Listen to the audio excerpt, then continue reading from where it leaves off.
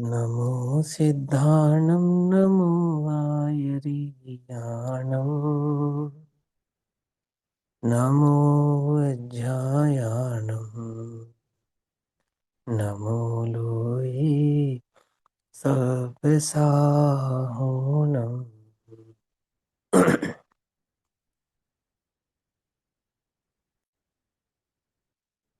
मंगल में मंगल करण वीतराग विज्ञान नमो ताहि जाति भये अरहंतादि महान कर मंगल करहूँ महा ग्रंथ करने को काज जाते मिले समाज सब पावे निज पद राज इस भव तरु कामोलेख जनहु मिथ्या भाव ताको करि निर्मूल अब करहु मोक्ष उपाय।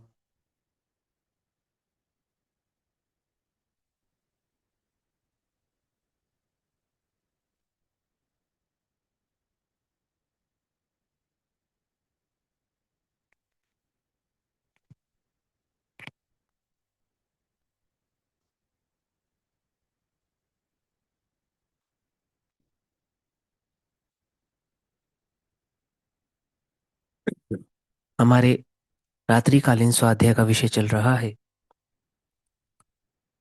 पूज्य बहन श्री चंपा बहन के वचनामृत। बहन श्री के इन वचनामृतों पर जो पूज्य गुरुदेव श्री के प्रवचन हुए हैं, उन प्रवचनों के आधार से हम सभी इन वचनामृतों के भाव को समझ रहे हैं, जिसमें पूज्य गुरुदेव श्री का प्रवचन क्रमांक 31 पूज्य बहन श्री का वचनामृत क्रमांक 92 चल रहा है, पृष्ठ क्रमांक 260। बहन श्री का वचनामृत रोग मूर्ति शरीर के रोग पौद्गलिक है। क्या कहा? यह शरीर क्या है? शरीर रोगों की मूर्ति है। जैसे द्रव्य गुणों का समूह है, शक्कर मिठास का पिंड है, ऐसे देह रोगों का पिंड है। हम्म? और वे रोग भी किसके हैं? कि वे रोग भी पुद्गल के ही हैं। अर्थात वात पित्त कफ के बिगड़ने सुधरने से होने वाला जो देह का परिणमन है, चूंकि देह पुद्गल की है, तो देह में होने वाला परिणमन भी पुद्गल का है। ना कि सिर्फ रोग पुद्गल के हैं, अपितु देह का स्वास्थ्य भी पुद्गल का ही है। समझ नहीं बात? शरीर के एक रोम में 96,000 रोग कहे गए हैं। एक रोम में शरीर 96,000 रोग या 96 रोग जिसके एक रोम में विद्यमान हो, ऐसी ये देह स्वस्थ है, इसमें आश्चर्य होना चाहिए। क्या कहा? समझ नहीं बात? ये रोगी हो गई, इसमें तो कोई आश्चर्य की बात ही नहीं है। जो है ही रोगों का पिंड, जो वस्तु बनी ही रोगों से है, उसमें रोग का उदय आ जाने में कैसा आश्चर्य? आश्चर्य तो यह है कि रोगों से बनी है और देह निरोगी है। समझ नहीं बात? क्या कहते हैं? यहाँ कहते हैं रोग मूर्ति शरीर के रोग पौद्गलिक हैं, अर्थात शरीर भी पुद्गल का है, और रोग मूर्ति अर्थात रोगों के पिंड में इस शरीर के जो रोग हैं वो भी पुद्गल के हैं। और आत्म तत्व इस रोग मूर्तिमय शरीर से सर्वथा भिन्न है। संसार रूपी रोग आत्मा की पर्याय में है। क्या कहा? पूज्य बहन ने क्या कहा? संसार रूपी रोग आत्मा की पर्याय में है। आत्मा की पर्याय में रोग है, वो भी संसार। आत्मा तो सर्वथा भिन्न ही है ना? हाँ, भिन्न है। आत्मा की पर्याय में संसार रूपी रोग यानी कि मिथ्यात्व रूपी रोग होने पर भी वह मिथ्यात्व कोई आत्मा का स्वभाव थोड़ी है। उपचरित असद्भुत व्यवहार ने की अपेक्षा से, या उपचरित असद्भुत व्यवहार ने की अपेक्षा से समझो, चाहे अशुद्ध निश्चय ने की अपेक्षा से समझो, है ना? क्या कहते हैं? रोग आत्मा की पर्याय में है संसार रूपी रोग। संसार रूपी रोग अर्थात जन्म मरण का रोग समझो, ये 84 लाख योनियों में होने वाले परिभ्रमण का रोग समझो, वो मिथ्यात्व का रोग, मूलतः तो मिथ्यात्व का जो रोग है आत्मा की पर्याय में है। मैं सहज ज्ञायक मूर्ति हूं,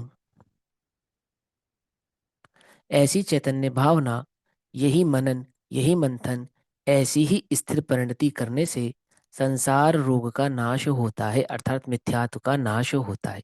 मिथ्यात्व मोह राग और द्वेष, ऐसे मोह राग द्वेष का नाश होता है कैसे? वो सम्यक दर्शन से। और वह सम्यक दर्शन ज्ञान चरित्र कैसे प्रकट होते हैं? कि मैं एक सहज ज्ञायक मूर्ति हूँ, अर्थात ज्ञायक मैं हूँ, चैतन्य हूँ, ऐसी भावना, यही मनन, यही मंथन, अर्थात दिन रात आत्मा का चिंतन, संभाषण में वही कथन। कथन इन सेंस की बोलना नहीं, जो आपका मन निरंतर बोलता रहता है ना, भोगों में सुख है, भोगों में सुख है, भोगों में सुख है, ऐसा बोलता रहता है ना, ऐसा वो मन अर्थात चित्त की एकाग्रता, उपयोग की एकाग्रता, मैं चैतन्य हूँ यहाँ इस धुरी पे टिकनी चाहिए।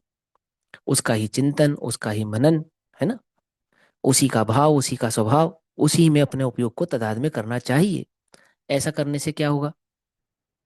ऐसा करने से जन्म मरण के रोग का अभाव हो जाएगा, संसार के रोग का अभाव हो जाएगा, यानी मिथ्यात्व रूपी रोग का अभाव हो जाएगा। शरीर का रोग आत्मा का रोग नहीं है, अपितु मिथ्यात्व का रोग ही वास्तव में आत्मा का रोग है। ये इस बोल का जो सार है वो ये भाव समझाने के लिए है। सारा जगत शरीर के रोगों को हाय में मरा, हाय में रोगी हो गया, यहाँ उपयोग को लगाता है। सर का दर्द, पेट का दर्द, टांग का टूट जाना, कैंसर आदि लाखों प्रकार के जो रोग हैं उन्हें तो रोग समझता है, परंतु ये देह मैं हूं ऐसे मिथ्यात्व को ये जीव रोग समझता ही नहीं है। ऐसा तो रोग मूर्ति शरीर के रोग पौद्गलिक हैं, आत्मा से सर्वथा भिन्न है। शरीर रोगी, रोग की, वेदना की मूर्ति है। श्री कुंद कुंदाचार्य देव अष्टपाहुड़ में कहते हैं कि एक अंगुल जितने भाग में 96 रोग, तो पूरे शरीर में कितने?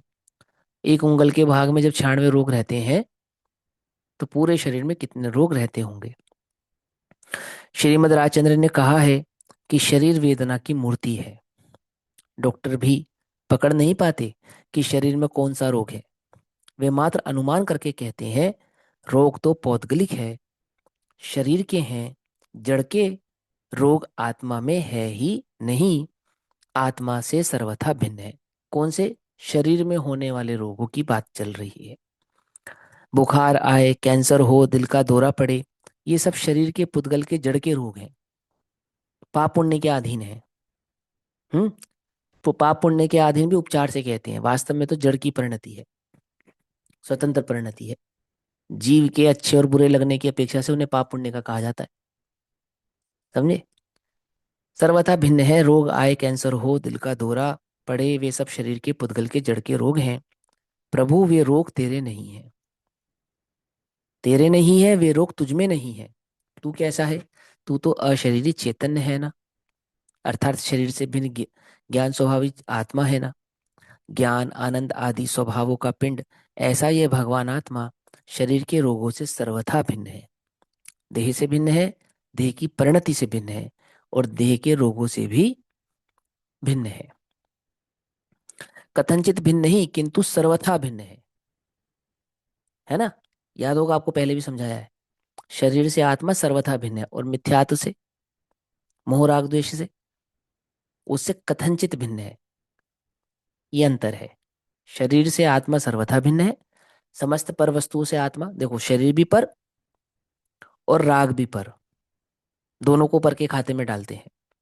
लेकिन देह आदि जो है उनसे तो आत्मा सर्वथा भिन्न है, परंतु मोह राग द्वेष इनसे इनसे कथनचित भिन्न है। ठीक है, आई बात समझ में। और सम्यक एकांत की दृष्टि से इस कथनचित भिन्न को सर्वथा भिन्न भी कहते हैं। क्या कहा? अंतर समझ में आया? शरीर को आत्मा से कथनचित भिन्न नहीं कहते, शरीर को आत्मा से सर्वथा भिन्न ही कहते हैं। मोह राग द्वेष की परिणति को आत्मा से कथनचित भिन्न कहते हैं, और इस कथनचित भिन्न को ही सम्यक एकांत की दृष्टि से सर्वथा भिन्न कहते हैं। तीन तीन बातें समझ में आ गई ना। ठीक। इसको अध्यात्म भाषा कहते हैं, अध्यात्म भाषा। ठीक। कथनचित भिन्न नहीं किंतु सर्वथा भिन्न है, क्योंकि रोग तो पुद्गल की शरीर की पर्याय है, स्पर्श रस गंध वर्णमय है, और भगवान आत्मा में तो स्पर्श रस गंध वर्ण है ही नहीं, वह तो अरूपी है। शरीर के रोग आत्मा में है ही नहीं, आत्मा में तो भ्रांति का रोग है। भ्रांति का अर्थात मिथ्यात्व का रोग है, अज्ञान का रोग है, अज्ञान का रोग है। आत्मा में अज्ञान का रोग है।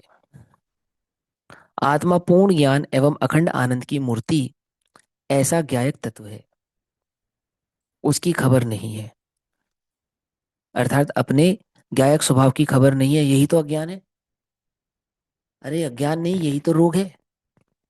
इस रोग का नाम संसार है, जन्म मरण का संसार, अनंत दुखों का संसार। श्रद्धा प्रतीति नहीं है, और मैं शरीर वाला और शरीर के रोग वाला हूँ। मैं राग हूँ, मैं पुण्य हूँ, मेरी खूब प्रशंसा होती है, मैं सबसे आगे निकल गया, ऐसी जो मान्यता है वह जीव को भ्रांति का रोग है। श्रीमद ने कहा है कि आत्म भ्रांति सम रोग नहीं, सदगुरु वैद्य सुजान, गुरु आज्ञा सम पथ्य नहीं, औषध विचार ध्यान। क्या कहा? रोग क्या नाम लिया उन्होंने? श्रीमद जी ने कहा है आत्म भ्रांति सम रोग नहीं, अर्थात मिथ्यात्व जैसा कोई दुनिया में रोग नहीं है, ऐसा रोग ये एक्चुअल में रोग है, सबसे बड़ा रोग है। और सदगुरु कौन है? कि सदगुरु वैद्य है, जो उस रोग को भली प्रकार से पहचानते हैं, ना कि सिर्फ उस रोग को पहचानते हैं, उस रोग के अभाव की दवा भी पहचानते हैं। ऐसा गुरु आज्ञा सम पथ्य नहीं। उस रोग को दूर करने का उपाय क्या है? क्या पथ्य है? क्या सेवन करने योग्य उस रोग को दूर करने के लिए? बोले गुरु आज्ञा। गुरु आज्ञा, गुरु आज्ञा माने देव शास्त्र गुरु तीनों को गुरु उपाधि है। देव को परम गुरु, गुरु को गुरु, और शास्त्र को कि अरहंत सम उपकार करते, शास्त्र ही आधार है। तीनों ही गुरु हैं। और आत्मा तो स्वभाव से गुरु है ही, लेकिन अज्ञानी का आत्मा गुरु होता हुआ भी अपने गुरुत्व स्वभाव को नहीं पहचानने के कारण देव शास्त्र गुरु ही वास्तव में वास्तविक गुरु है। अन्य सबको उपचार से गुरु कहा जाता है। ठीक है ना? पूज्य गुरुदेव श्री को या श्रीमद रायचंद जी को या बहन श्री को या अन्य ज्ञानी जीवों को, पंडित टोडरमल जी, दौलत राम जी आदि जीवों को हम उपचार से गुरु कहते हैं। जो गुरु की बात कहे सो गुरु। समझे क्या कहा? कि हमें गुरु ने ऐसा सिखाया कि हमारे लिए तो आप ही गुरु हो, ऐसे ऐसे कहते हैं ना। अनपढ़ होता ना, अनपढ़, तो पहले क्या होता था, डाकिया चिट्ठी लाता था। तो डाकिया चिट्ठी लाता था तो चिट्ठी पढ़ के भी सुनाता था, क्योंकि लोग तो अनपढ़ थे। तो उसके दो काम थे, चिट्ठी लाना भी और पढ़ के सुनाना भी, ऐसे दो काम होते थे। तो डाकिया जब खुशखबरी लाता था, चिट्ठी पढ़ के सुनाता था, तो क्या करते थे? तो उसका मुंह मीठा कराते थे। कह रहे कि भैया हमारे लिए तो तू ही है, जो जिसने खबर सुनाई उसको उस खुशखबरी का हकदार वही है। तो उस अपेक्षा से लोक में ऐसी रीति होने के कारण गुरु की बात को कहने वाले को गुरु उपाधि कह दी जाती है, उपचार से कही जाती है। यह कहते हैं निजात्मा के स्वरूप संबंधी भ्रांति जैसा कोई रोग नहीं है। स्वानुभवी सम्यक ज्ञानी सदगुरु जैसा कोई वैद्य नहीं है। सदगुरु की आज्ञा अर्थात उनके द्वारा बतलाए गए वस्तु स्वरूप जैसा कोई पथ्य नहीं है। और यह आत्मा ज्ञान एवं आनंद स्वरूप है। ऐसा जो विचार तथा ऐसा जो ध्यान, उस जैसी कोई औषधि नहीं है। औषध विचार ध्यान, विचार और ध्यान क्या है? ये औषधि है। ये औषधि, ये समझो ध्यान से, विचार और ध्यान क्या है? विचार और ध्यान औषधि है। करते हो? ये औषधि लेते हो? विचार कर कर देखो कितना समय विचार करने में जाता है। अगर सम्यक विचार होगा तो ध्यान सम्यक होगा। ध्यान तो रिजल्ट है, ध्यान तो प्रकट होता है। यदि विचार सम्यक हो तो उसके फलस्वरूप वह ध्यान प्रकट होता है, प्राप्त होता है। ध्यान करना नहीं पड़ता। हाँ, विचार बुद्धिपूर्वक किया जाता है। पंडित टोडरमल जी ने समझा ये विधि, सन्मुख सन्मुख मिथ्या दृष्टि के स्वरूप में और रहस्यपूर्ण चिट्ठी में। ये दो बातों में एक ही चीज पर जोर दिया है उन्होंने, विचार पर। विचार औषधि है। ये आप जो पढ़ रहे हैं ना, सुन रहे हैं, जिस श्री गुरु की बात आपने सुन ली, ना हिमांशु भैया की बात है ना पूज्य गुरुदेव की बात है, ये तो अरहंतों की वाणी है। जो हम श्री गुरुदेव के मुख से, पूज्य बहन श्री के मुख से समझ पा रहे हैं, जान पा रहे हैं। ये सुन लिया आपने, गुरु आज्ञा संपत्ति पथ्य प्राप्त हो गया। यहाँ से दवा ले जाओ, डॉक्टर ने दवा बांध कर दे दी पुड़िया, लाल सुबह खा लेना, हरी शाम को खा लेना। अब ये लाल सुबह और हरी शाम को खाएगा कौन? आप ही तो खाओगे। समझे या नहीं समझे भाई? तो अर्थात विचार करते हो, विचार। जितना विचार धन कमाने का, जितना विचार यश प्राप्त करने का, जितना विचार लौकिक बातों को करने का, उठापटक करने का करते हैं, क्या ये विचार करते हैं कि श्री गुरु ने क्या कहा है, क्या है मेरा स्वरूप, कैसा मेरा चैतन्य भाव है, मैं वास्तव में चैतन्य हूं या नहीं हूं, ज्ञान मेरा लक्षण है तो कैसे है? इसका विचार करते हैं नहीं करते? क्या वास्तव में भोगों में सुख नहीं है? क्या वास्तव में मैं देह नहीं हूं? क्या मुझे आज तक भोगों में सुख प्राप्त हुआ? ओहो, जन्म मरण तो जगत में प्रत्यक्ष ही देखा जाता है। एक दिन इस देह का छूटना तो मेरे साथ भी होगा। क्या देह के छूटने से बस मेरे अस्तित्व खत्म हो जाएगा? क्या इससे कुछ अलग भी मेरा अस्तित्व है? क्या ज्ञान सचमुच मेरा अस्तित्व है? क्या सचमुच मेरा लक्षण है? क्या वास्तव में मैं असंख्यात प्रदेशी अनंत गुणात्मक चैतन्य हूँ, इस देह से भिन्न अस्तित्व रखने वाला हूँ? ओहो, निर्विकल्प स्वसंवेदन की प्राप्ति किस प्रकार होती है? अभी अपना कार्य नहीं करूंगा तो कहाँ जाऊंगा? समझ में? वास्तविक विचार, काल्पनिक विचार नहीं। मैं शुद्ध हूं, मैं बुद्ध हूं, मैं एक हूं। पहले निर्णय तो कर कि तू शुद्ध है। पहले समझ तो सही। क्या कहा? नहीं तो भूताविष्ट है वो। क्या कहा है? ध्यानाविष्ट भूताविष्ट समझते हो ना? नहीं तो वो भूताविष्ट या ध्यानाविष्ट जैसी अवस्था है। मैं शुद्ध हूं, मैं बुद्ध हूं। जैसे कोई अपने को मान के मैं कृष्ण हूं, मैं राधा हूं। जैसे उसने मान लिया कि मैं बैल के समान बड़े बड़े सिंगों वाला हूं। ऐसा तुमने मान लिया? अरे निर्णय पे पहुंचकर माना जाता है कि मैं वास्तव में शुद्ध हूं। शुद्ध हूं ये विचार नहीं, ये शुद्ध हूं ये अंतर की हुकार है। क्या कहा? विचार तो कर मैं पुरुष हूं, मैं पुरुष हूं, मैं पुरुष हूं, मैं स्त्री हूं, मैं स्त्री हूं। अरे गजब करते हो। ये तो अंदर की हुकार है, मैं पुरुष हूं या मैं स्त्री हूं। जैसे ये अंदर की हुकार है ना, मिथ्यात्व हुक मारता है, ऐसे सम्यक ज्ञान अंदर से हुकारता है मैं शुद्ध हूं। लेकिन वो सम्यक ज्ञान प्राप्त कैसे होता है? पहले विचार किया जाता है, निर्णय पे पहुंचा जाता है। शुद्ध शुद्ध कहने से शुद्ध नहीं होता, शुद्ध जानने से शुद्ध होता है। जानने और कहने में क्या अंतर है? रटने से नहीं, रटने से नहीं होता। ये विचार करना पड़ेगा आपको, ये सोचना पड़ेगा। ध्यान के नाम पे, विचार के नाम पे जो आप कर रहे हैं ना, मिथ्या कल्पना। क्या कह रहे हो भैया? मिथ्या कल्पना की? हाँ, मिथ्या कल्पना है। मैं शुद्ध हूं, मैं बुद्ध हूं, मैं एक हूं, मैं ज्ञायक हूं, ये मिथ्या कल्पना है। मालूम? सांख्य मति भी यही विचार करता है सारा दिन बैठ के, मैं शुद्ध हूं, मैं बुद्ध हूं, मैं एक हूं, मैं ज्ञायक हूं। उसका विचार कल्पना, उसका विचार मिथ्या तो, और हमारा विचार मिथ्या तो नहीं। कि यदि उसी की जैसी कल्पना जैसा विचार है तो मिथ्यात्व ही है। मैं शुद्ध हूं इसका निर्णय किया जाता है।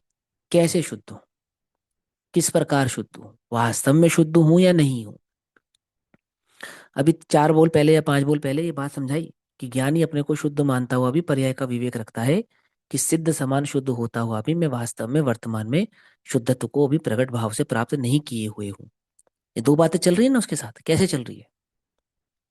क्योंकि उसने भली प्रकार से निर्णय किया है, उसने भली प्रकार से लक्षणों को पहचाना है, उसने अंतरंग से पहचाना है कि कैसे मैं शुद्ध हूं और किस प्रकार से शुद्ध नहीं हूं। समझ में ही बात? नहीं समझ में? ये रटने से नहीं, कल्पना करने से नहीं। मैं आत्मा हूं, मैं चैतन्य हूं। अरे चैतन्य की तुझे खबर ही नहीं है भाई। तो ये भूताविष्ट जैसी स्थितियां हैं, ध्यानाविष्ट जैसी स्थितियां हैं कि किसी ने तुम्हारे भूत चढ़ा दिया कि तू शुद्ध है। तो कैसी बात करते? शुद्ध नहीं हूं? कि है, परम शुद्ध है। तुझ जैसा शुद्ध जगत में कोई और दूसरा तत्व नहीं है। इतना शुद्ध है, परम शुद्ध है। परंतु परम शुद्ध है इसका विचार तुझे करके, निर्णय करके ही पहुंचना पड़ेगा, समझना पड़ेगा। तर्क से, युक्ति से, न्याय से, आगम के सेवन से, श्री गुरु के वचन से, और यह स्वानुभूति प्रत्यक्ष करके, तब शुद्ध है। शुद्धता स्वीकारेगा, शुद्धता का अनुभव होगा। लेकिन स्वीकार कैसे किया जाता है? कैसे किया जाता है? स्वीकार करने की विधि है। सम्यक ज्ञान पूर्वक स्वीकार किया जाता है। मैं शुद्ध हूं इतना कह देने से कार्य होता, तो जैसे जगत में ओम नमः शिवाय कहने से शिव की प्राप्ति हो जाती है, रटते रहो। ऐसे मैं शुद्ध हूं की माला फेरते रहो तो शुद्धता की प्राप्ति हो जाती। इतने ग्रंथ लिखने की क्या आवश्यकता थी? इतना विस्तार कहने की क्या आवश्यकता थी? क्या आवश्यकता थी? एक गाथा कार्यकारी थी, बस खत्म। मैं शुद्ध हूं, ऐसा मैं शुद्ध हूं, मैं शुद्ध हूं, मैं शुद्ध हूं। रटता जा, रटता जा। मैं शुद्ध हूं, ऐसा रटता जा। और रटने से फिर क्या होगा? शुद्ध आत्म प्राप्त हो जाएगा ना।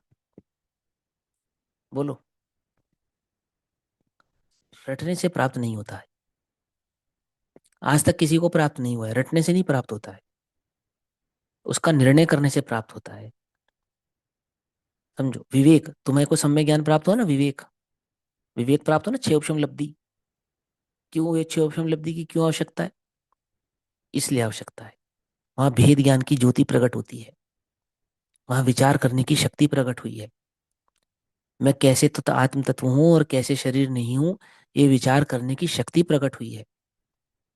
इस शक्ति का प्रयोग किए बिना वो भेद ज्ञान की ज्योति प्रकट नहीं होती। समझ में आई बात? आचार्य देव कहते हैं, अति निर्दयता पूर्वक भेद ज्ञान की आरी चला। अति निर्दयता पूर्वक, समझते हो? निर्दयता पूर्वक कैसे चलेगी? अरे स्वरूप समझेगा तो चलेगी। यहाँ तो कैसी निर्दयता है? मैं शुद्ध हूं, मैं शुद्ध हूं, और सारा सुख बुद्धि पापों में बैठी है। सारी सुख बुद्धि भोगों में बैठी है। सारा उपयोग प्राणमुख है। ओहो, बाहर से उपयोग हटाया नहीं, स्वभाव पे उपयोग गया नहीं। मैं शुद्ध हूं कैसे स्वीकार किया तूने? किस आधार से स्वीकार किया? आज्ञा प्रधानी से? परीक्षा प्रधानी विशेष है। ये परीक्षा प्रधानी क्या करेगा? आपने क्या दिया, हम शुद्ध है, हमने मान लिया हम शुद्ध है। तर्क युक्ति आगम न्याय आदि के सेवन पूर्वक जो भेद ज्ञान होता है उसे परीक्षा कहते हैं। परीक्षा करने के लिए तुझे सिद्धांत लेने नहीं जाना। परीक्षा तो तुझे यही हो जाएगी। तुझे भेद ज्ञान की कला आनी चाहिए, अंतर्ंग में प्रकट होनी चाहिए। उस जैसी कोई औषधि नहीं है, विचार जैसी कोई औषधि नहीं है। विचार करो, जो सुना, जो पढ़ा, जो समझा, उसका विचार करो। आह, यह तो दुनिया से कोई बिल्कुल भिन्न वस्तु है। अन्य सब क्यों कहते हैं, उसकी खबर है। अन्य शास्त्र और मत क्या कहते हैं, वह सब देखा है। अन्य सब क्या कहते हैं, उसकी खबर है। अन्य सब क्या कहते हैं मतलब, आत्मा को शुद्ध बुद्ध कहने वाले तो अन्य मती भी हैं। और वो क्या कहते हैं उसकी हमें खबर है। पूज्य गुरुदेव श्री कह रहे हैं, अन्य मती क्या कहते हैं हमें खबर है। कैसे खबर है? अरे उनके शास्त्रों को खोलकर देखा है, पढ़ा है, तो खबर है। ऐसे ही नहीं, अंदाजे से खबर नहीं है हमें। क्या कहा? कैसे खबर है? पढ़ के खबर है कि भाई हमें भी पढ़ना पड़ेगा। अरे भाई, पहले तो ये समझ, जो तेरे घर की बात है, पहले उसे तो समझ। घर की बात समझे नहीं, बाहर की समझने चले। ऐसा होता है ना लोक में। तुम किसी का फैसला कराने जाओ तो तुम्हें क्या कह देते हैं? अरे तुम्हारे खुद के घर में शांति नहीं है भाई। तुम हमारा फैसला कराने आ गए। तो ऐसा लांछन लगे तुझे, उससे पहले अपने घर की शांति तो कर। समझ नहीं बात? पहले अपनी बात समझ में आनी चाहिए। तो पूज्य गुरुदेव श्री यहाँ कहते हैं कि उसकी खबर है। अन्य सब क्या कहते हैं, उसकी खबर है। अन्य शास्त्र और मत क्या कहते हैं, वह सब देखा है। अब सुनो, वीतराग सर्वज्ञ देव ने कहा है, ऐसा आत्मा का निर्बाध स्वरूप अन्यत्र कहीं नहीं है। आई समझ में बात? अन्यत्र कहीं नहीं है। कहते होंगे आत्मा को शुद्ध, कहते होंगे आत्मा को बुद्ध, कहते होंगे आत्मा परिपूर्ण है, अनंत गुणों की खान है, कहते होंगे। ओ ज्ञान लक्षण है आत्मा का, ऐसा भी कहते होंगे। परंतु जिसे सच्चे वीतराग व सर्वज्ञ भगवान की खबर नहीं, उसे आत्मा की खबर नहीं है। आई समझ में? क्या कहा? एक प्रश्न आया था मेरे पास शाम को। अब जिन्होंने पूछा तो वो है नहीं आज अभी कक्षा में। दोपहर की कक्षा में, तो मैं बता देता हूँ। सच्चे और झूठे मत का निर्णय, माने कोई व्यक्ति जो बात कह रहा है वो सच्ची कह रहा है, झूठी कह रहा है, चाहे अपने मत में ही हो, अपने जैन मत में ही हो, कैसे पता लगे, कैसे निर्णय करें हम कि इसकी जो बात है वो सही है या गलत है? ऐसा ऐसा एक प्रश्न था। पहली बात तो वो अपना विषय नहीं है, सबसे पहला उत्तर तो यही है। फिर भी आचार्यों ने तीन लक्षण बताए हैं। अगर आपके पास तीन लक्षण हैं, समझ आपको आते हो तीन लक्षण, एक तो सर्वज्ञता, वितरागता, हितोपदेशता, वो है ना, वो वाले तीन लक्षण नहीं, ये तीन लक्षण अन्य है। इन ये तीन लक्षण अगर आपको समझ में आते हो तो आप ये जज कर सकते हो कि सामने वाला जो बात कह रहा है वो कितने पक्के निर्णय के साथ कह रहा है। हालांकि ये विषय नहीं है, चर्चा का विषय नहीं है, और आप तो स्वाध्याय करो, अच्छे से सुनो और निर्णय करो, वहाँ वही परफेक्ट बात है। अपने को किसी को जजमेंट देना या जज करना ये अपना काम नहीं है। फिर भी एक एक लक्षण बताता हूँ, तीन नहीं बताता पूरे, एक ही लक्षण बताता हूँ आपको। पहले तुम सर्वज्ञता के स्वरूप का भली प्रकार से निर्णय कर लो, अच्छे से, यहाँ से वहां से, ऊपर से नीचे से, दाएं से बाएं से, सब तरीके से ठोक बजा के, और सर्वज्ञता के संदर्भ में चर्चा कर लो। बस पहला लक्षण समझ लो, जो सर्वज्ञता के संदर्भ में चर्चा करने से ही तुम्हें समझ में आ जाएगा उसे वस्तु स्वरूप कितनी गहराई से समझ में आया है या नहीं आया है। हर तरह के जितने तुम्हारे पास तर्क हो सकते हैं, वितर्क हो सकते हैं, जितने, सिर्फ एक मात्र सर्वज्ञता, सिर्फ दो लक्षण तो और गहरे हैं, ना वो वितरागता लक्षण है, ना वो हितोपदेशता लक्षण है, वो लक्षण ही भिन्न है। ठीक है ना? अब मैं वो तीनों इसलिए नहीं कह रहा आपके मतलब के नहीं है, ठीक है ना, वो छोड़ दो, तो फिर उन्हीं में बुद्धि चलेगी तुम्हारी। एक ही बताया तुमको, बस एक, पहले तुम सर्वज्ञता पे चर्चा कर लो, वहीं से तुम्हें निर्णय हो जाएगा कि कितनी गहराई से उसकी वो आत्मा की पकड़ है। बहुत आत्मा आत्मा की चर्चा करें ना, आत्मा ये, तुम सर्वज्ञता की चर्चा कर लो, तुम्हें समझ में आ जाएगा उसे आत्मा कितना समझ में आया। ठीक है, सबसे आसान लक्षण समझाया मैंने आपको, सबसे आसान। चलो आगे सुनो। यहाँ क्या कहते हैं, यहाँ कहते हैं वीतराग सर्वज्ञ देव ने कहा है, ऐसा आत्मा का निर्बाध स्वरूप अन्यत्र कहीं नहीं है, कहीं कहीं नहीं है। शरीर में जो रोग है उसकी गंध भी आत्मा में नहीं है। ये शरीर का रोग है, शरीर के रोग की गंध भी कहाँ नहीं है, आत्मा में नहीं है। अर्थात शरीर में होने वाले दुख, असाता, तकलीफ, इसका आत्मा वेदन ही नहीं करता। सच्ची बात तो यह है, आत्मा तो अपने अज्ञान का, अपने अस्थिर परिणति का वेदन करता है। कौन समझे इस बात को? आत्मा को दुख है तो अज्ञान का पहला, और दूसरा अपनी अस्थिरता का। रामचंद्र जी, राम सीता के वियोग से दुखी नहीं है, अपनी अस्थिर परिणति से दुखी है। लक्ष्मण के वियोग से दुखी नहीं है, अंतरंग की अस्थिर परिणति से दुखी है। क्या कहा, समझ में आती बात? 700 बरस तक कोढ़ रहने वाले मुनिराज दुखी नहीं है, ओहो, अंतरंग की स्थिरता है, परिणति स्थिर है, देह के रोग से दुखी नहीं है। देह के रोग से जगत में कोई दुखी हुआ ही नहीं, हो सकता नहीं, पर द्रव्य है जो होते देखे जाते हैं, वो तो अस्थिर परिणति का दोष है, अज्ञान का दोष है। शरीर में जो रोग है उसकी गंध भी आत्मा में नहीं है। उन रोगों से आत्मा रोगी हुआ ही नहीं। डॉक्टरों का शरीर भी एक क्षण में छूट जाता है। जो निरोगी करने का सर्टिफिकेट लिए घूमे हैं ना, कि हमारे पास सर्टिफिकेट है क्या कि हम तुम्हें निरोगी कर सकते हैं, वे भी रोग के कारण मरते देखे जाते हैं, उनका भी शरीर छूटता देखा जाता है। सब तंत्र मंत्र कर हारे, वैदों ने सरदे मारे, कोई पास वकील ना आया जो कुमति कानून सिखाया। राजा राणा छत्रपति हाथ इनके सवार, मरना सबको एक दिन, अपनी अपनी बार। समझे? बहु मंत्र तंत्र मंत्र तंत्र मणि मंत्र तंत्र बहु होई, मरते ना बचावे कोई। शरीर, डॉक्टरों का शरीर भी एक क्षण में छूटता देखा जाता है, छूटता छूट जाता है। रोग तो शरीर में है, इसलिए शरीर छूट जाता है, रोग के कारण छूट जाता है, रोग के कारण थोड़ी छूट जाता है। बॉन्ड साइन हुआ होता है, बॉन्ड पूरा होता है, शरीर छूट जाता है, बस, सिंपल। शरीर के रोगों से कहीं आत्मा अपने स्वरूप से नहीं छूट जाता। शरीर रोगी हो, उस रोग के कारण आत्मा अपने स्वरूप से छूट जाए, कि शरीर भले ही छूट जाए पर आत्मा अपने स्वरूप से छूटता नहीं है। आत्मा स्वयं अपने से छूट जाएगा क्या? हम्म। क्या आत्मा ज्ञान से अलग हो जाएगा या ज्ञान आत्मा से अलग हो जाएगा? क्या सुख आत्मा से अलग हो जाएगा या सुख आत्मा सुख से अलग हो जाएगा? अरे गुण द्रव्य से, द्रव्य गुण से कभी अलग होते हैं क्या? क्या आत्मा अपने स्वभाव से, अपने आप से कभी अलग हो सकता है? आत्मा तो नित्य रहने वाली अपनी नित्य वस्तु है। शरीर के संयोगों को जन्म और उसके वियोग को मरण कहते हैं। भगवान आत्मा में जन्म या मरण नहीं होते।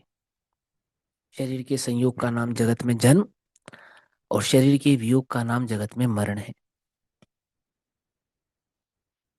इसलिए ज्ञानियों की मृत्यु क्या कहलाती है? हम्म। महोत्सव कहलाती है। आपको मालूम, अपने यहाँ शोक सभा नहीं होती, अपने यहाँ वैराग्य सभा होती है। क्या? हमारे यहाँ शोक का प्रसंग नहीं, वैराग्य का प्रसंग होता है। समझो ध्यान से, शोक संदेश लिखते हो ना, उसे वैराग्य संदेश लिखा करो। कुरीति है शोक संदेश कहना तो। मालूम, सर्वप्रथम मृत्यु का सामना आदिनाथ भगवान ने किया नीलांजना के समक्ष।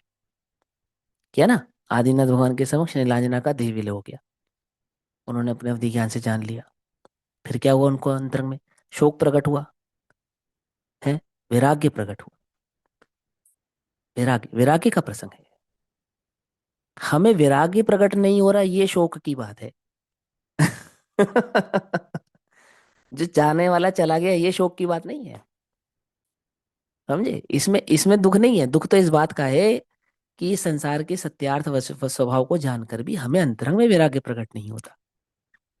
इसका दुख मनाओ, उसके जाने का नहीं। वो तो वैराग्य की बात है।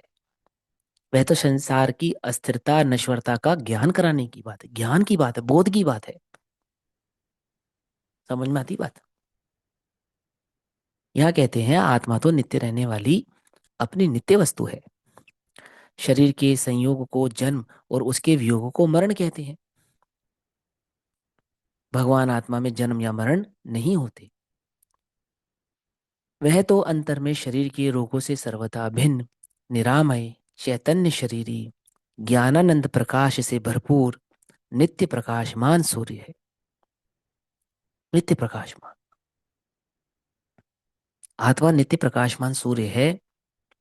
ये बात अंतरंग में समझ में आवे तो उसके चित्त में निर्दयता प्रकट हो जावे। है क्या प्रकट हो जावे? निर्दयता है। निर्दयता समझते हो किसे कहते हैं? लोक वाली निर्दयता नहीं, ये वैराग्य का नाम भी एक निर्दयता है। समझे? वीतराग परिणति को निर्दय परिणति कहते हैं। तभी तो आचार्य अमरचंद्र कह रहे हैं निर्दयता पूर्वक भेद ज्ञान की आरी चलाने की बात कर रहे हैं। वो जो निर्दयता है वो वीतराग परिणति है। समझे? संसार रूपी रोग आत्मा की पर्याय में है। संसार रूपी रोग यानी मिथ्यात्व, अज्ञान, अस्थिर भाव, वो आत्मा की पर्याय में है। मुझे ध्यान से समझो क्या कह रहे गुरुदेव श्री और बहन श्री। मैं सहज गायक मूर्ति हूँ, ऐसी चैतन्य भावना, यही मनन, यही मंथन, ऐसी ही स्थिर परिणति करने से संसार रोग का नाश होता है। संसार रूपी रोग का नाश होता है अर्थात कौन से रोग का? जहां देह नहीं है वहां संसार मेरा कैसे हो जाएगा? जब देह का रोग ही मुझ में प्रवेश नहीं कर पाया तो संसार का रोग मुझ में कैसे प्रवेश कर पाएगा? अभी तो संसार नाम तो मिथ्यात्व का है, संसरण। जिससे संसरण होवे सो संसार। संसरण किससे होता है? संसरण होता है मिथ्यात्व से, राग से, द्वेष से। तो संसरण के कारण मिट जाने पर संसार भी मिट जाता है। अर्थात मिथ्यात्व मोह राग द्वेष का अभाव होने पर इस जीव के संसार रूपी रोग का अभाव हो जाता है। संसरण रूपी रोग का अभाव होने पर संसार रूपी रोग का अभाव हो जाता है। देखो क्या कहते हैं, राग में हूं, पुण्य में हूं, मैं पर का कर सकता हूँ, पर की सहायता कर सकता हूँ, पर से मुझे खुशी होती है। ऐसी भ्रांति रूप जो संसार रोग वह आत्मा की पर्याय में है, उसकी दशा में है, परंतु वस्तु में नहीं है। ये दो बातें कही ना पूज्य गुरुदेव श्री ने। क्या कहा? आई बात समझ में? तो क्या कहते हैं इसको? कथनचित भिन्न कहते हैं। आत्मा का स्वभाव थोड़ी है, आत्म वस्तु वह थोड़ी हो गई। हाँ पर्याय में है। किसकी पर्याय में है? राग आत्मा की पर्याय में है, भूतगल की पर्याय में नहीं है। क्या कहा? लेकिन आत्म वस्तु राग में नहीं है। राग मेरा स्वभाव नहीं है। राग मेरा धर्म नहीं है। राग मेरा कर्तव्य नहीं है। अहो राग तो मेरी दुखमय परिणति है। इसका अभाव होना चाहिए। स्वभाव की ओर देखने पर ही राग का अभाव हो सकता है। वस्तु तो त्रिकाल ध्रुव है, पर्याय हलचल करती है, अनित्य है, विचार बदल जाते हैं ना। उस बदलती दशा में भ्रांति और राग का रोग है। अर्थात बहिर्परिणति में या मिथ्यात्व की परिणति में, अज्ञान की परिणति में, अस्थिर परिणति में, उपयोग की चंचलता में क्या है? संसार रूपी रोग विद्यमान है। आहा, यह विचार करने का जीव को अवकाश ही कहाँ है। समय ही नहीं है। क्यों? अपने पास यह विचार करने का क्या नहीं है? समय। समय कहाँ मिलेगा? सारे दिन तो भोग की बुद्धि चलती है। सारे दिन तो राग की बुद्धि चलती है। इसका करूं, उसका करूं, यह करूं, वह करूं, इससे मिलूं, उससे मिलूं, इसकी याद, उसकी फरियाद। अनमोल तेरा जीवन यूं ही गवा रहा है। हम्म। चैतन्य चिंतामणि रत्न प्राप्त करके कहाँ समुद्र में फेंक दिया। संसार रूपी समुद्र में फेंक दिया। यह विचार करने का जीव को अवकाश ही कहाँ है, फुर्सत ही कहाँ है। ऐसा मनुष्य भव प्राप्त हुआ, उसमें थोड़ी निवृत्ति लेकर यह आत्मा क्या वस्तु है। फिर पढ़ता हूँ, है ना, ये पढ़ने वाली लाइनें हैं ये। अंदर गड़ जाने वाली बातें हैं। ये जो मनुष्य भव प्राप्त हुआ, हुआ ना? हुआ नहीं हुआ? कि भैया अभी पहले मनुष्य तो बन जाए। ऐसा ऐसा लोग कहते ना, आत्मा की बात कहो उनसे, तो उनसे कहते पहले हम इंसान तो बन जाए।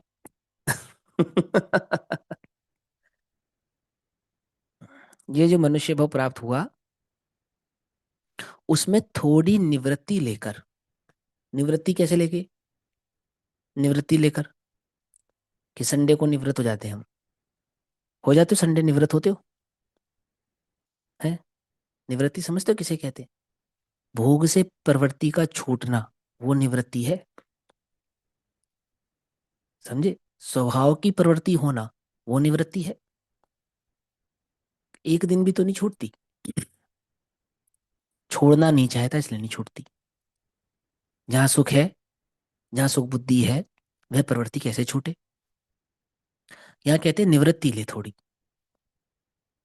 पांच इंद्रिय के विषयों से थोड़ी निवृत्ति ले।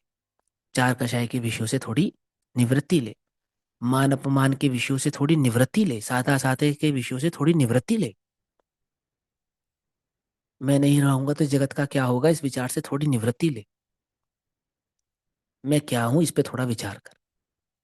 मैं कौन हूं, इस पे थोड़ा विचार कर। निवृत्ति लेकर यह आत्म क्या वस्तु है, उसकी पहचान और मूल्यांकन नहीं करेगा तो वह मनुष्य भव का मिलना नहीं, मिलने के बराबर है। क्या? यह मनुष्य भव का मिलना नहीं, मिलने के बराबर है। रोटी मिली, भूख लग रही थी, खाई नहीं, तो मिली या नहीं मिली?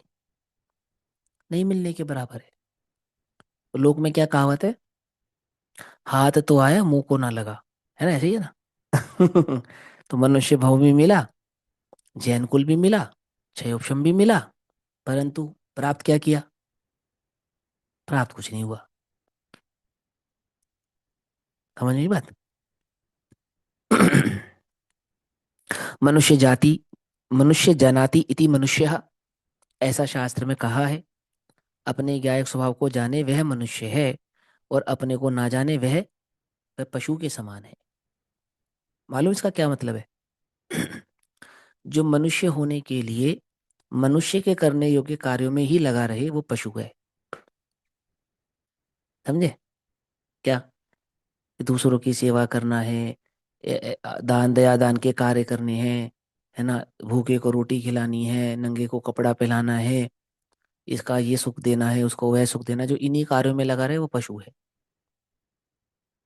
और जो थोड़ा समय निकाल कर इस बात में लगावे मैं कौन हूँ, मेरा स्वरूप क्या है, इन दुखों के अभाव का कारक क्या है, वो मनुष्य है। मालूम? तुम्हें क्या लगता है, तुम जगत को सुखी कर दोगे? बोलो।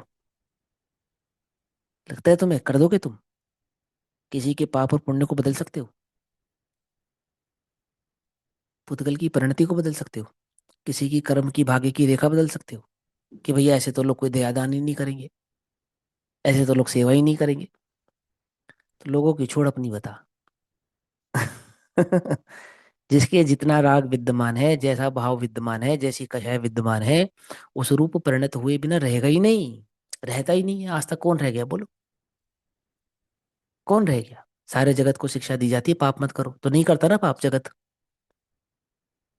क्यों नहीं करता ना फिर? खूब करता है। पाप का फल रोज देखता है, रोज। फिर भी पाप करता है। कहाँ चूकता है जीव? पाप करने से चूकता है क्या? उसे नहीं पता पाप नहीं करना चाहिए, पता है, फिर भी करता है। ये तो भूल जाती जगत वो कार्य करेगा या नहीं करेगा। अपने राग की पूर्ति का विकल्प, अपने राग के विकल्प की पूर्ति करने का उपाय तो जगत में प्रत्येक जीव करता ही करता है। ये बिना रहता ही नहीं है। ओहो, राग से भिन्न चैतन्य देखे, वो कोई विरला करता है। क्या कहा? राग की पूर्ति, राग के विकल्प की पूर्ति का उपाय तो सारा जगत करता है, परंतु राग से भिन्न चैतन्य देखने का उपाय, ये तो कोई विरला ही करता है। ये सारा जगत थोड़ी करता है। क्या कहते हैं, जो अपने को नहीं जानता वो कैसा मनुष्य? हम्म? मनुते जानाति इति मनुष्य। अपने को जाने सो मनुष्य है। यहाँ कहते हैं, क्या एक स्वभाव को जाने वह मनुष्य है, और अपने को ना जाने वो तो पशु के समान है। नीति वाक्य में भी आता है, नीति वाक्य में भी आता है ना। क्या आता है? कि मनुष्य रूपेण मृगाचरंती। अर्थात भले ही बड़ा राजा हो, अरबपति सेठ हो, महान पंडित हो या त्यागी हो, परंतु यदि अपने गायक आत्मा की प्रतीति नहीं है, तो वह भी क्या है? तो वह भी मृग के समान, अर्थात हिरण के समान है। जैसे हिरण होता है चंचल, चंचल प्रवृत्ति का होता है, चंचल प्रवृत्ति का पशु है हिरण। जिसे अपनी नाभि में कस्तूरी होने पर भी उसकी खबर नहीं है, अज्ञानी को भी खबर नहीं है कि अतीन्द्रिय ज्ञान एवं आनंद अपने आत्मा में ही है। हिरण को खुशबू की दशा नहीं पता जो उसके भीतर है। ऐसे ही राजा हो, सेठ हो, अरबपति हो, ज्ञानी हो, पंडित हो, त्यागी हो, और स्वरूप को नहीं जानता। आपा नहीं जाना तूने, कैसा ज्ञानधारी रे। हम्म? अज्ञान रूपी रोग, संसार रूपी रोग आत्मा की पर्याय में है। अज्ञान रूपी जो रोग है ना, वो आत्मा की पर्याय में है। अज्ञान को ही संसार कहते हैं। मैं सहज गायक मूर्ति हूँ, ऐसी चैतन्य भावना, यही मनन, यही मंथन, ऐसी ही स्थिर परिणति करने से संसार रोग का नाश होता है। मैं तो चिदानंद प्रभु नित्यानंद अविनाशी सहज आत्म स्वरूप गायक मूर्ति हूँ। पर्याय में जो भ्रांति रूप संसार रोग है वह मेरी वस्तु नहीं। ये भेद ज्ञान की बात समझा रहे पूज्य गुरुदेव श्री। अब इनको रट लोगे उससे नहीं होगा। मैं चिदानंद प्रभु हूं तो चिदानंद प्रभु कैसे हूं इसका निर्णय करके फिर मैं चिदानंद प्रभु हूं, ऐसा। मैं नित्यानंद हूं तो उस नित्यता का निर्णय करके फिर ऐसा मैं नित्य हूं। अविनाशी सहज स्वरूप ज्ञायक मूर्ति हूं, और पर्याय में जो भ्रांति अर्थात अज्ञान राग द्वेष राग रूपी जो परिणति है, उससे मैं भिन्न चैतन्य ज्ञायक भाव हूं। ऐसा अपने निज चैतन्य वस्तु को पहचाने तो संसार रूपी रोग है उसका अभाव होता है। अर्थात भ्रांति रूप संसार रोग है वह मेरी वस्तु नहीं है। शरीर के रोग तो तुझ में है नहीं, है ही नहीं, परंतु राग मेरी वस्तु है ऐसी जो भ्रांति है, अर्थात मिथ्यात्व है, अज्ञान है, रोग है, दुख है, वह भी मात्र मेरी पर्याय में ही है ना। अब ये कथनचित आ गया ना यहाँ पे, मात्र मेरी पर्याय में है कहने से क्या हो गया? कथनचित। ये सर्वथा मेरा नहीं है, और सर्वथा मुझसे भिन्न भी नहीं है। क्यों? क्योंकि मेरी पर्याय में है परंतु मेरा स्वभाव नहीं है। अब मेरी पर्याय में है, मेरा स्वभाव नहीं, तो जब स्वभाव की दृष्टि करते हैं ना, तब ये कथनचित क्या बन जाता है? सर्वथा बन जाता है। समझे? जैसे स्वभाव की दृष्टि करी, अब राग कहाँ है? कि राग में से मैं सर्वथा भिन्न हूँ, क्योंकि मुझे स्वभाव की खबर हो गई है। ज्ञान सम्यक मेरा हो गया है। समझ में बात? नहीं समझी? प्रगति निज भान की, पिछान ज्ञान भान की। हम्म? समझ में बात? अंतर में सम्यक ज्ञान प्रकट हुआ। क्या प्रकट हुआ? अचल रिद्धि पाई। अचल माने जो चलायमान नहीं होती, ऐसे ध्रुव स्वभाव की दृष्टि पर प्राप्त हो गई। पर्याय ऐसा राग छूट गया, पर्याय की दृष्टि छूट छूट गई। पर्याय में जो भ्रांति रूप संसार रोग है वह मेरी वस्तु नहीं है। शरीर के रोग तो मुझ में है ही नहीं, परंतु राग वह भी मेरी वस्तु है, ऐसी जो भ्रांति है। रोग है, दुख है, वह भी मात्र मेरी पर्याय में ही है। संसार रोग मात्र बदलती पर्याय में ही है, इसलिए उसका नाश हो सकता है। यदि त्रैकालिक ज्ञायक वस्तु में हो तो कभी नाश नहीं हो सकता, अर्थात आत्मा स्वरूप हो जाता तो फिर कभी उसका अभाव नहीं हो सकता।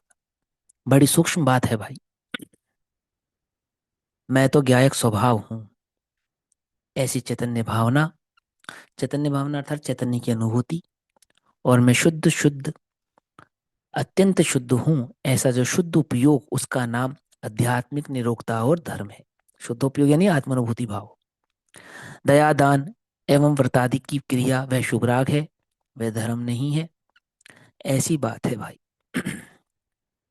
यह समझ में नहीं आता, इसलिए लोग कहते हैं कि एकांत है, माने सम्यक एकांत को मिथ्या एकांत समझते हैं। परंतु भाई तू अंतर में कितना सामर्थ्यवान तत्व है, तुझमें कितनी ईश्वरता और प्रभुता विद्यमान है, तुझमें कितना आनंद और कितना ज्ञान भरा है, उसकी तुझे खबर ही नहीं है।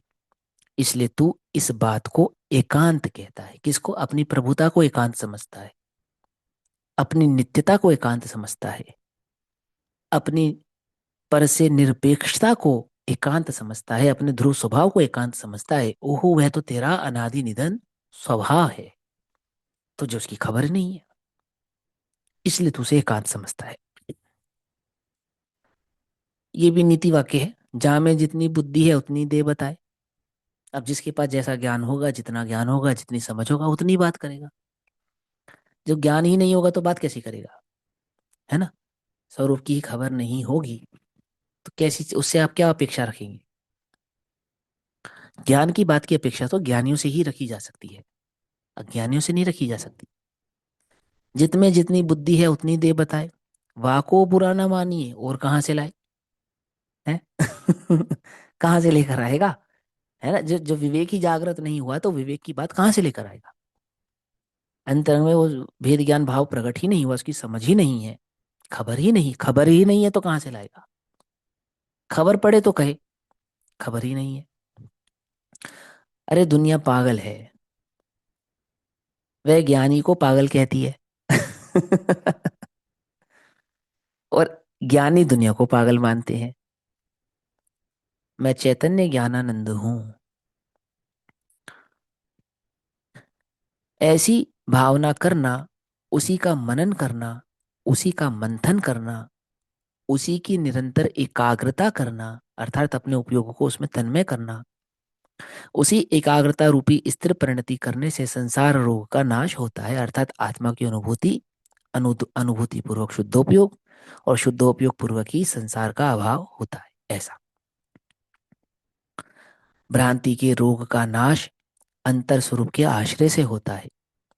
संसार रोग का नाश होने पर शरीर का संयोग ही नहीं होगा, तब फिर शरीर के रोग कहाँ से होंगे? जब शरीर का ही अभाव हो जाएगा, अशरीरी हो जाएगा, तो शरीर की होने वाली प्रणति, शरीर में होने वाली अस्वस्थता, रोग आदि भाव वह कहाँ से ही उत्पन्न होने वाले हैं, अर्थात वह भी नहीं रहेंगे, ऐसा यहाँ कहते हैं। अब यहाँ पूज्य गुरुदेव श्री का प्रवचन क्रमांक 32 और बहन श्री का वचनामृत क्रमांक 93, इसकी चर्चा हम कल पर करेंगे। अभी समय हुआ, तब तक के लिए सभी को जय जिनेन्द्र। ओम नमः सिद्धेभ्यः।